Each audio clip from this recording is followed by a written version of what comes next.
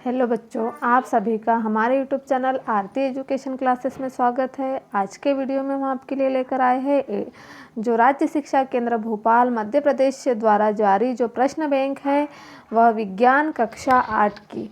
तो आज के वीडियो में हम आपके लिए लेकर आए हैं लघु उत्तरीय प्रश्न जो विज्ञान के हैं, जो हमारे वार्षिक परीक्षा के लिए बहुत महत्वपूर्ण है। कक्षा 8 के लिए राज्य शिक्षा केंद्र भोपाल मध्य प्रदेश द्वारा जारी प्रश्न बैंक जो विज्ञान है उसके आज हम लघु उत्तरीय प्रश्न लेकर आए हैं।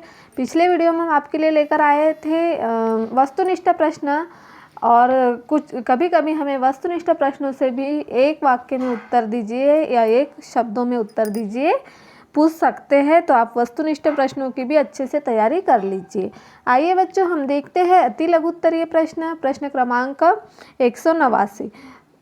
तो यहाँ पर देखेंगे उल्का पिंड क्या है। उल्का पिंड क्या है तो इसका उत्तर आएगा ग्रहिकाओं के ऐसे टुकड़े जो अपनी कक्षा से भटककर पृथ्वी के वायुमंडल में प्रवेश करते हैं, घर्षण के कारण जल उठते हैं तथा पृथ्वी की सतह से टकरा जाते हैं, उल्का पिंड कहलाते हैं। क्या है? ग्रहिकाओं के ऐसे टुकड़े जो अपनी कक्षा से भटककर पृथ्वी के वायुमंडल में प्रवेश करते हैं, घर्षण के कारण जल उठते हैं तथा पृथ्वी की सतह से टकरा जाते हैं, उल्का पिंड कहलाते हैं। उन्हें क्या कहते हैं? उल्का पिंड कहलाते हैं। यह प्रश्न था हमारा, उल्का पिंड क्या है, तो उसका उत्तर हमने यहाँ पर लिख दिया है। आइए बच्चों, अगला प्रश्न देखते हैं। प्रश्न क्रमांक 180। चुंबक के ध्रुवों की पहचान आप किस प्रकार करेंगे? चुंबक जो है, चुंबक के ध्रुवों की पहचान आप किस प्रकार करेंगे? तो इसका उत्तर है चुंबक को एक धागे से बांधकर लटकाएंगे। देखिए, चुंबक को हम एक धागे से बांधकर लटकाएंगे तो उसका उत्तर ध्रुव उत्तर दिशा में स्थिर होता है। उसका उत्तर ध्रुव क्या है? उत्तर दिशा में स्थिर होता है। यह उत्तरी ध्रुव कहलाता है। यह क्या है? उत्तरी ध्रुव कहलाता है। तथा सिरे के समीप स्थित ध्रुव जो दक्षिण की ओर इंगित करता है, दक्षिण ध्रुव कहलाता है। देखिए, चुंबक के ध्रुवों की पहचान तो हम कैसे करेंगे? चुंबक को एक धागे से बांधकर लटकाएंगे तो उसका उत्तर ध्रुव दिशा की ओर स्थिर होता है, यह उत्तरी ध्रुव कहलाता है। तथा सिरे के समीप स्थित ध्रुव जो दक्षिण की ओर इंगित करता है, दक्षिणी ध्रुव कहलाता है। तो इस तरह से हमारा प्रश्न नंबर 21 था, 180 था। आइए बच्चों, हम देखते हैं प्रश्न क्रमांक 181। किसी परमाणु के नाभिक में पाए जाने वाले कणों के नाम लिखिए। देखिए, किसी परमाणु के नाभिक में पाए जाने वाले जो कण हैं, कणों के नाम लिखिए। परमाणु के नाभिक में प्रोटॉन तथा न्यूट्रॉन कण पाए जाते हैं। किसी परमाणु के नाभिक में पाए जाने वाले कणों के नाम, तो किसी परमाणु के नाभिक में प्रोटॉन तथा न्यूट्रॉन कण पाए जाते हैं। अगला प्रश्न है हमारा प्रश्न क्रमांक 182। नील्स बोर ने इलेक्ट्रॉनिक विन्यास दर्शाने के लिए किस सूत्र का प्रयोग किया था? जो नील्स बोर ने इलेक्ट्रॉनिक विन्यास दर्शाने के लिए किस सूत्र का प्रयोग किया? तो देखिए, 2n का वर्ग, जहाँ n बराबर कक्षा की संख्या, n बराबर 1 प्रथम संख्या और n बराबर द्वितीय, n बराबर 2n द्वितीय कक्षा। तो इस तरह से प्रश्न नंबर 82 का उत्तर है। आइए बच्चों, अगला प्रश्न देखते हैं। प्रश्न क्रमांक 183। क्या कारण है कि गंगा नदी का पानी वर्षों तक सड़ता नहीं है? जो गंगा नदी का पानी जो वह उसकी बदबू भी नहीं आती और वह सड़ता भी नहीं, क्योंकि गंगा नदी में बैक्टीरियाफेज नामक विषाणु पाया जाता है जो जीवाणु को नष्ट कर देता है। गंगा नदी में जो बैक्टीरियाफेज नामक विषाणु पाया जाता है जो जीवाणु को नष्ट कर देता है, इसलिए गंगा का पानी वर्षों तक सड़ता नहीं है। आइए बच्चों, अगला प्रश्न देखते हैं। प्रश्न क्रमांक 184। पल्स पोलियो अभियान। पल्स पोलियो अभियान क्या है? तो देखिए, हम यहाँ पर देखेंगे पल्स पोलियो अभियान क्या है। पल्स पोलियो प्रतिरक्षण अभियान भारत ने WHO वैश्विक पोलियो उन्मूलन प्रयास के परिणाम स्वरूप 1995 में पल्स पोलियो टीकाकरण कार्यक्रम आरंभ किया। देखिए, WHO यानी वर्ल्ड हेल्थ ऑर्गेनाइजेशन, जिसे हम WHO कहते हैं, पल्स पोलियो प्रतिरक्षण अभियान भारत ने WHO वैश्विक पोलियो उन्मूलन प्रयास के परिणाम स्वरूप 1995 में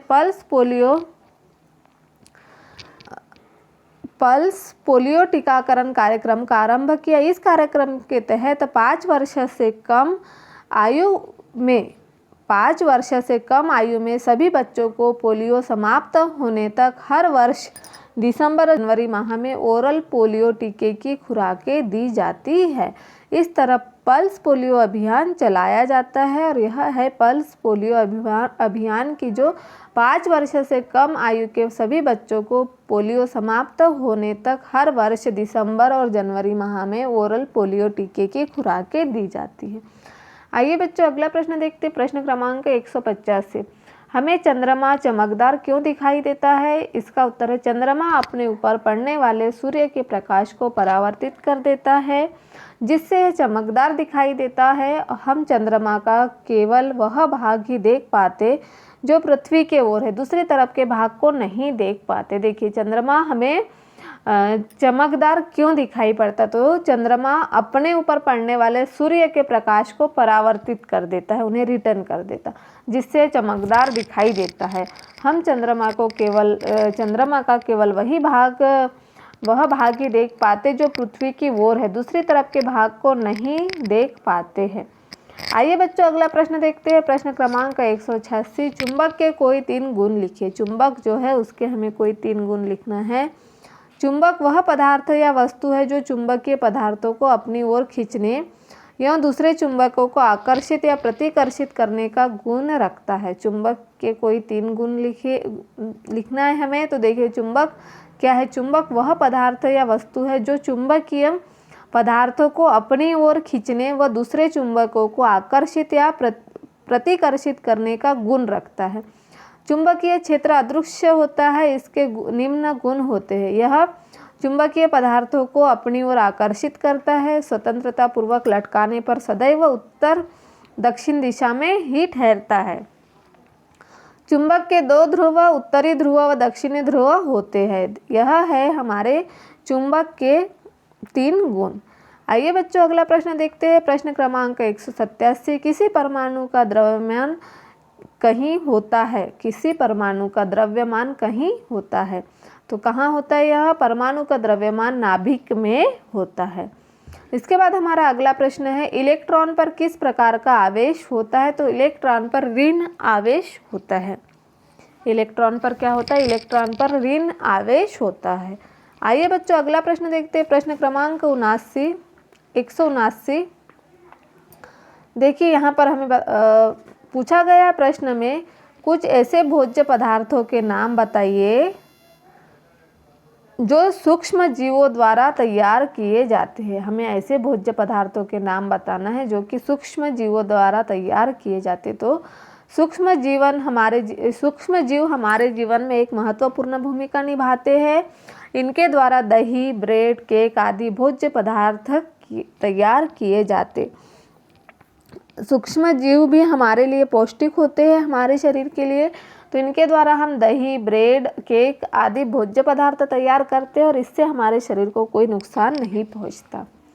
अगला प्रश्न है प्रश्न क्रमांक 190। डायरिया होने पर ORS का घोल क्यों देना चाहिए? जब डायरिया होता है तो ORS का घोल क्यों देना चाहिए? तो ORS एक फुल फॉर्म, ORS का फुल फॉर्म क्या? ओरल रिहाइड्रेशन सॉल्यूशन होता है। ORS यानी ओरल रिहाइड्रेशन सॉल्यूशन होता है। शरीर में पानी की कमी होने पर इलेक्ट्रोलाइट को सामान्य स्तर पर लाता है। शरीर पर पानी की कमी होने पर इलेक्ट्रोलाइट को सामान्य स्तर पर लाता है। डायरिया के समय दस्त और उल्टी की वजह से शरीर में पानी की कमी हो जाती है। जब शरीर में डायरिया होता है तो उल्टी और दस्त की वजह से क्या शरीर में पानी की कमी हो जाती है, इसीलिए ORS का घोल दिया जाता है। इसलिए क्या करते हैं कि ORS का घोल दे देते, तो जिससे ओरल रिहाइड्रेशन सॉल्यूशन यानी जो शरीर में रिहाइड्रेशन हो जाता, जो पानी की कमी हो जाती, वह ORS के घोल से पूर्ण हो जाती। इसलिए डायरिया होने पर ORS का घोल देते हैं। अगला प्रश्न है प्रश्न क्रमांक 191। स्थिर वैद्युत बल किसे कहते हैं? जो स्थिर वैद्युत बल किसे कहते हैं? जब 2 आवेशित कण अंतरिक्ष में स्थिर होते हैं तब एक दूसरे के द्वारा आरोपित उन पर लगने वाले बल को स्थिर विद्युत बल कहते हैं। जब स्थिर वैद्युत बल किसे कहते हैं? जब 2 आवेशित कण अंतरिक्ष में स्थिर होते हैं तब एक दूसरे के द्वारा आरोपित उन पर लगने वाले बल को स्थिर विद्युत बल कहते हैं।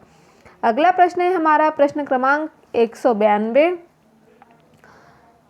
तारामंडल किसे कहते हैं? कोई दो तारामंडलों के नाम लिखिए। देखिए तारामंडल किसे कहते हैं, हमें कोई दो तारामंडलों के नाम लिखना है। तो पहचाने जाने योग्य आकृतियों वाले तारों के समूह को तारामंडल कहते हैं। उदाहरण सप्तर्षि, ओरायन आदि। देखिए तारामंडल किसे कहेंगे कि जिन तारों को हम पहचान लेते हैं उन आकृतियों वाले तारों के समूह को हम क्या कहेंगे? तारामंडल कहेंगे। जैसे कि तारामंडल का उदाहरण है सप्तर्षि, ओरायन आदि। आइए बच्चों अगला प्रश्न देखिए, प्रश्न क्रमांक 193। कोल तार के कोई 3 उपयोग लिखिए। कोल तार जो है उसके कोई 3 उपयोग लिखना है। कोल तार गाढ़ा, काला, अप्रिय गंध वाला लगभग 200 पदार्थों का मिश्रण होता है। कोल तार क्या है? कोल तार गाढ़ा, काला, अप्रिय गंध वाला लगभग 200 पदार्थों का मिश्रण होता है। इसका उपयोग दैनिक जीवन में उपयोग आने वाली वस्तुएं जैसे पेंट, रंग, प्लास्टिक, विस्फोट व दवाइयाँ आदि का निर्माण होता है। कोल तार गाढ़ा, काला और अप्रिय गंध वाला लगभग 200 पदार्थों का मिश्रण होता है। इसके उपयोग क्या करते हैं? दैनिक जीवन में आने वाली वस्तु जैसे पेंट, रंग, प्लास्टिक, विस्फोटक व दवाइयों आदि का निर्माण कोल तार से होता है। अगला प्रश्न है हमारा प्रश्न क्रमांक 194। हमें जैव विविधता का संरक्षण क्यों करना चाहिए? हमें जैव विविधता का संरक्षण क्यों करना चाहिए? हमें जैव विविधता का संरक्षण इसलिए करना चाहिए क्योंकि यह हमारी राष्ट्रीय परंपरा का एक भाग है जिससे विलुप्त प्राणियों को भविष्य के लिए जीवित रख सके। हमें जैव विविधता का संरक्षण क्यों करना चाहिए? क्योंकि हमें जैव विविधता का संरक्षण इसलिए करना चाहिए क्योंकि यह हमारी राष्ट्रीय परंपरा का एक भाग है जिससे विलुप्त प्राणियों को भविष्य के लिए जीवित रख सके, इसीलिए हमें जैव विविधता का संरक्षण करना चाहिए। आइए बच्चों अगला प्रश्न देखते हैं, प्रश्न क्रमांक 195। उर्वरक तथा खाद में 3 अंतर बताना है। उर्वरक तथा खाद में हमें 3 अंतर बताना है। देखिए उर्वरक क्या है और खाद क्या? उर्वरक इसका उत्पादन फैक्ट्रियों में होता है। उर्वरक का उत्पादन कहाँ होता है? फैक्ट्रियों में। और खाद यह खेतों में बनाई जाती है। उर्वरक इसमें पादप पोषक प्रचुरता में होते हैं और खाद में इसमें पादप पोषक अपेक्षाकृत कम मात्रा में होते हैं। इसमें मिट्टी को ह्यूमस प्राप्त नहीं होता। उर्वरकों में क्या है? मिट्टी को ह्यूमस प्राप्त नहीं होता और खाद में इससे मिट्टी को प्रचुर मात्रा में ह्यूमस प्राप्त होता है। यह एक अकार्बनिक लवण है और यह प्राकृतिक पदार्थ है जो गोबर, मानव अपशिष्ट, पौधों के अवशेष आदि से बनाया जाता है।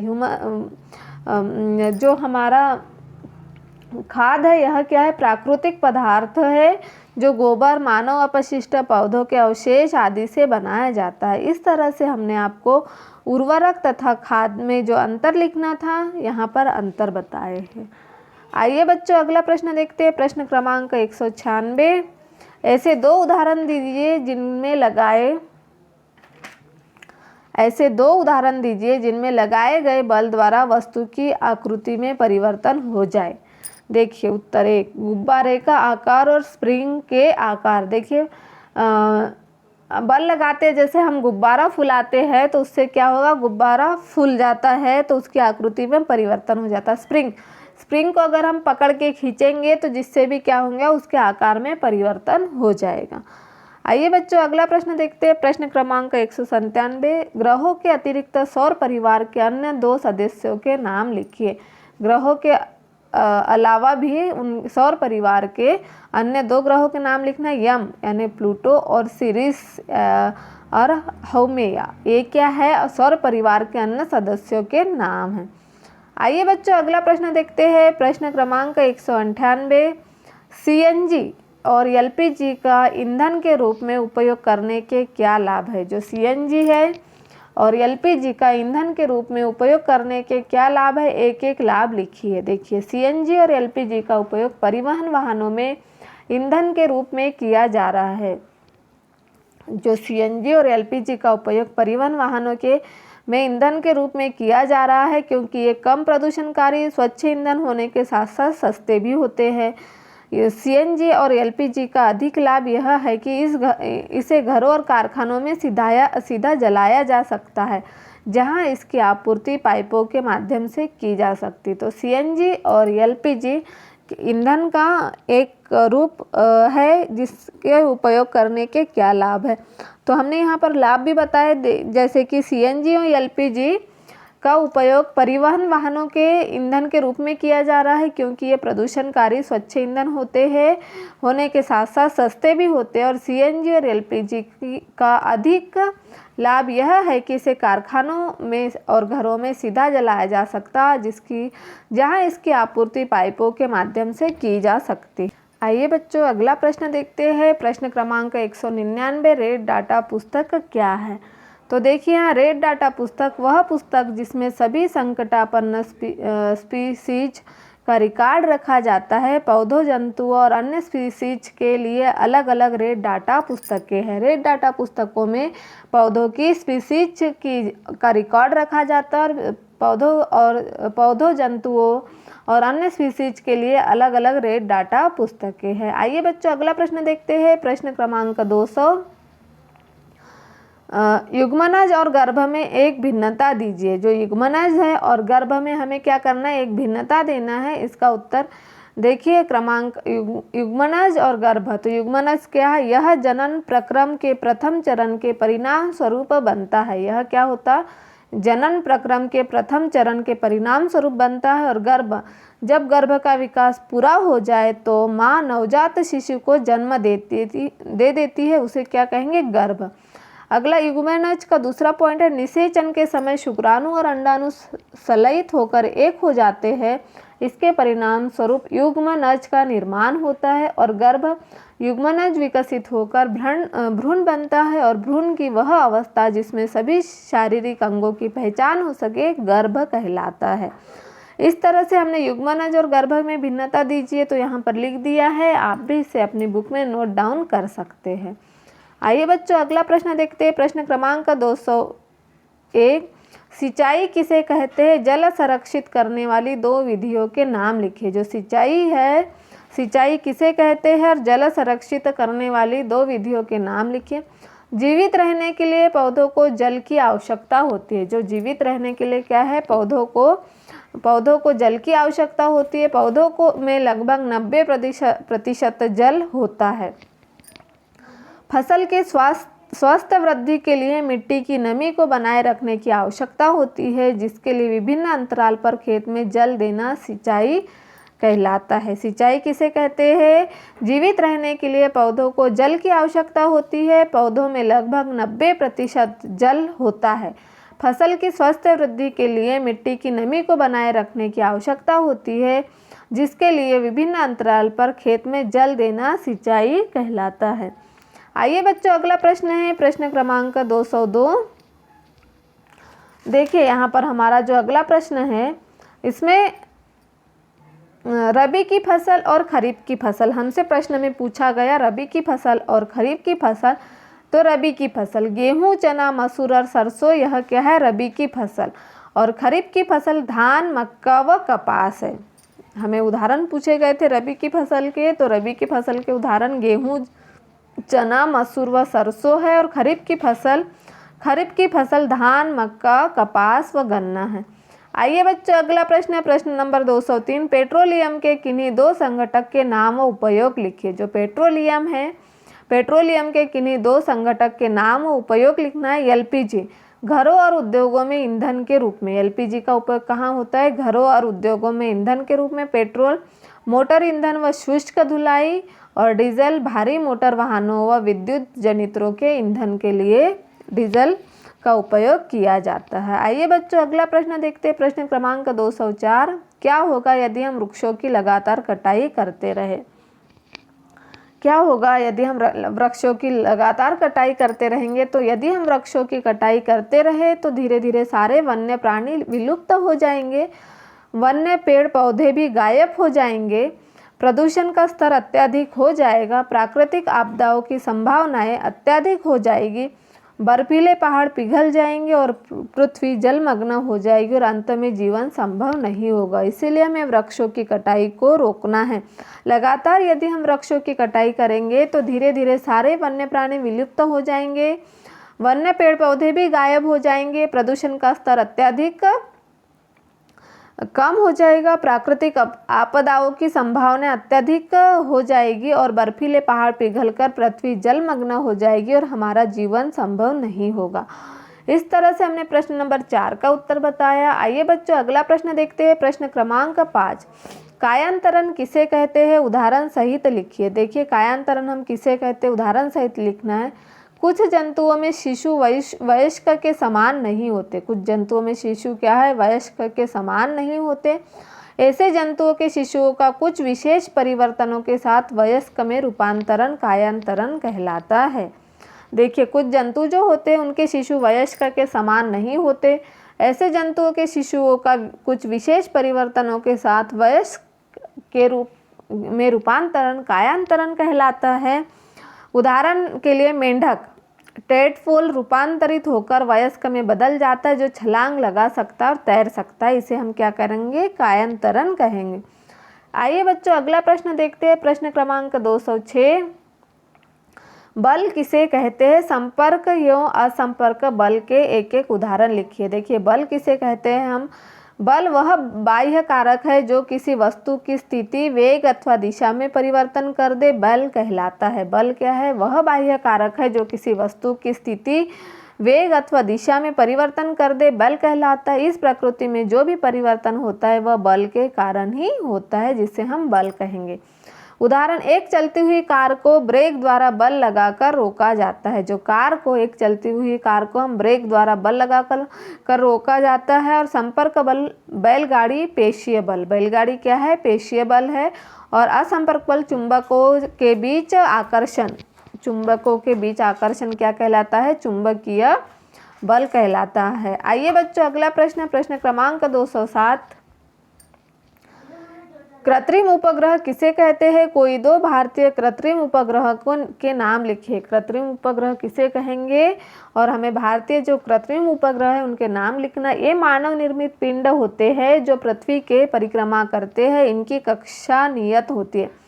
ये क्या है? मानव निर्मित पिंड होते हैं जो पृथ्वी की परिक्रमा करते हैं। इनकी कक्षा नियत होती है। इनका संचालन मानव द्वारा किया जाता है। उदाहरण के लिए आर्यभट्ट, भास्कर 1, रोहिणी, इनसैट 1A आदि। ये क्या है? कृत्रिम उपग्रह है। ये मानव निर्मित पिंड होते हैं जो पृथ्वी की परिक्रमा करते हैं। इनकी कक्षा नियत होती है और इनका संचालन मानव द्वारा किया जाता है। आइए बच्चों अगला प्रश्न, प्रश्न क्रमांक 208, खरपतवार क्या है? हम उसका नियंत्रण कैसे कर सकते हैं? जैसे खरपतवार हम कैसे कहेंगे?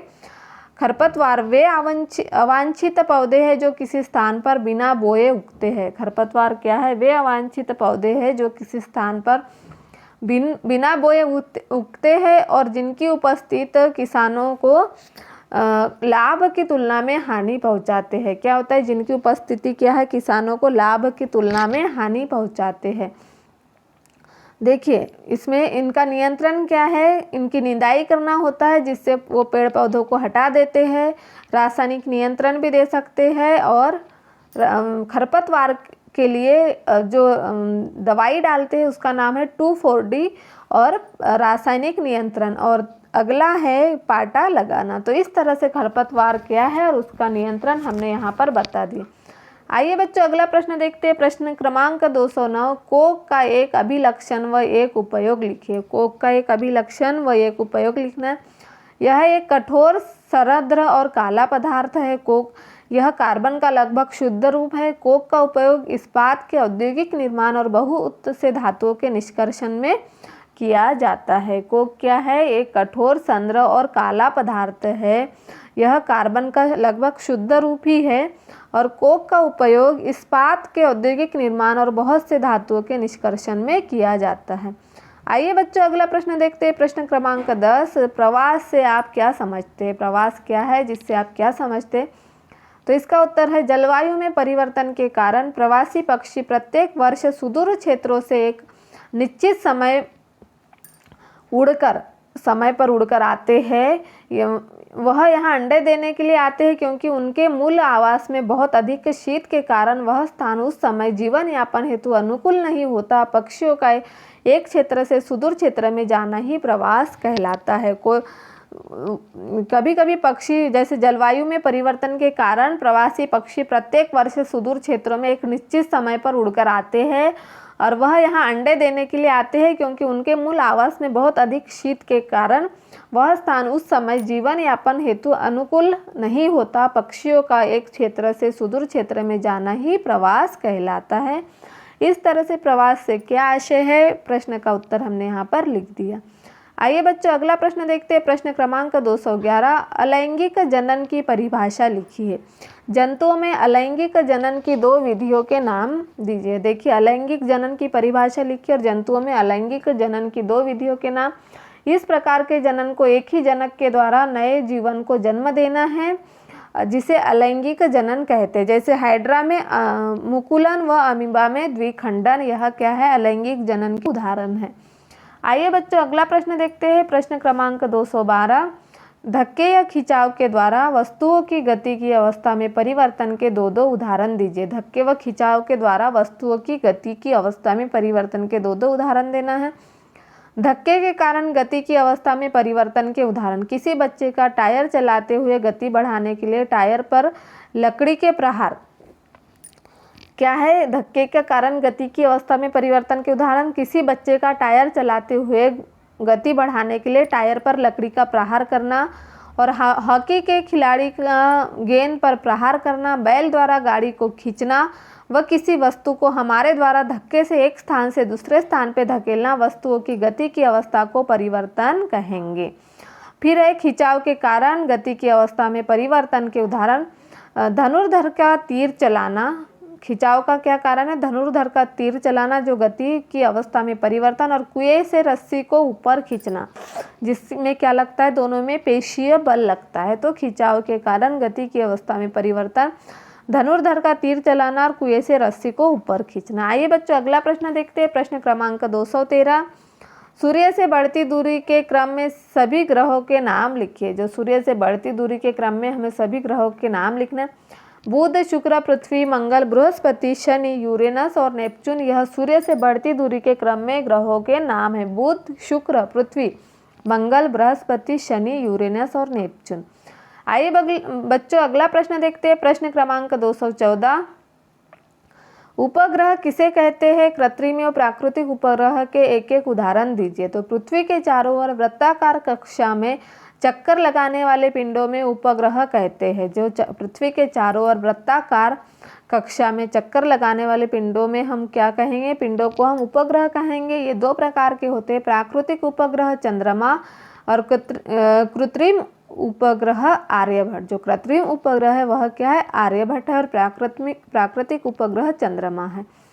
आइए बच्चों अगला प्रश्न देखते हैं। प्रश्न क्रमांक 215, ईंधन क्या है? ईंधन के अपूर्ण दहन से होने वाली कोई 2 हानियां लिखिए। ईंधन क्या है और ईंधन के अपूर्ण दहन से होने वाली कोई 2 हानियों को लिखना है। घरेलू और औद्योगिक उद्योगों में संबंधित ऊष्मा ऊर्जा के प्रमुख स्रोत जैसे लकड़ी, काष्ठ, कोयला, पेट्रोल, मिट्टी का तेल आदि पदार्थ ईंधन कहलाते हैं। देखिए घरेलू और औद्योगिक उद्योगों में संबंधित ऊष्मा ऊर्जा के प्रमुख स्रोत जैसे लकड़ी, काष्ठ, कोयला, पेट्रोल, मिट्टी का तेल आदि पदार्थ क्या है? ईंधन कहलाते हैं।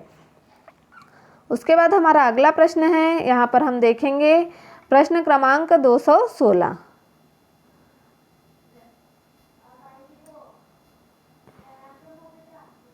निषेचन किसे कहते हैं और ये कितने प्रकार के हैं? ईंधन के अपूर्ण दहन में हानिकारक गैस कार्बन मोनोऑक्साइड उत्सर्जित होती है, वह अवक्षेप व कम ऊष्मा प्राप्त होती है। अगला प्रश्न है हमारा प्रश्न नंबर 216, निषेचन किसे कहते हैं, कितने प्रकार का होते हैं? तो देखिए शुक्राणु और अंडाणु का संलयन होना निषेचन कहलाता है। जो शुक्राणु और अंडाणु का संलयन होना क्या कहलाता है? निषेचन कहलाता है। निषेचन के परिणाम स्वरूप युग्मनज का निर्माण होता है। यह 2 प्रकार के होते हैं। निषेचन के परिणाम स्वरूप क्या होता है? युग्मनज का निर्माण होता है। यह 2 प्रकार के होते हैं, आंतरिक निषेचन यानी मनुष्य, गाय, कुत्ते, और बाह्य निषेचन मेंढक, मछली आदि।